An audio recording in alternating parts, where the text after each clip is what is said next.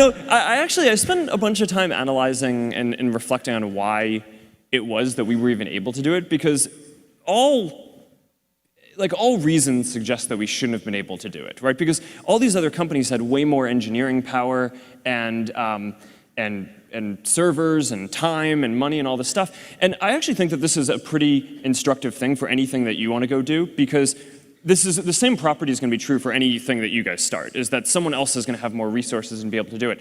The reason why I think we actually ended up being the ones doing it is because we just cared way more about it than everyone else, right? So there were always projects at some of these other companies that were these hobbies, but we always thought that it was this really important thing and really just like felt in our gut and our heart that we wanted to do it.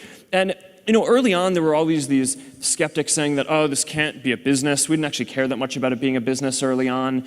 But a lot of the reason why bigger companies didn't invest in it was because it wasn't clear that there was a model that would work for it. It seemed like a bad idea. Yeah, and I actually think that that's true for a lot of the best ideas, where it is that it's not that someone else can't do it, they actually can, and the odds are stacked against you, but I think often that belief in the fact that you just care so much about what you're doing is the only thing that kind of drives you to do it. And to be honest, that kind of drives me to this day. I mean, one of the big emphasis points for the company right now is internet.org. And for a while we had this rallying cry of, can we connect 1 billion people? And when we started talking about that, we thought that was crazy, right? It was way bigger than any service in the world that had been built, and it was 10 digits long, right? It's like it felt crazy. We'd never get to that.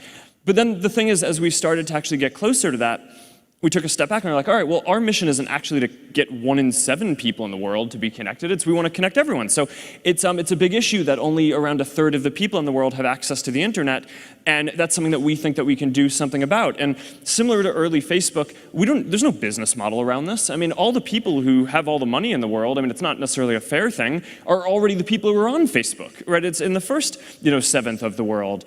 But we just believe really strongly. It's like, this is what we are here to do. This is what our company cares about. I care about it. The team cares about it. Our culture cares about it. So we're just going to keep pushing on it. And I actually think a lot of the reason why great stuff gets built is because it's kind of irrational at the time. But so it kind of selects for the people who care the most about it.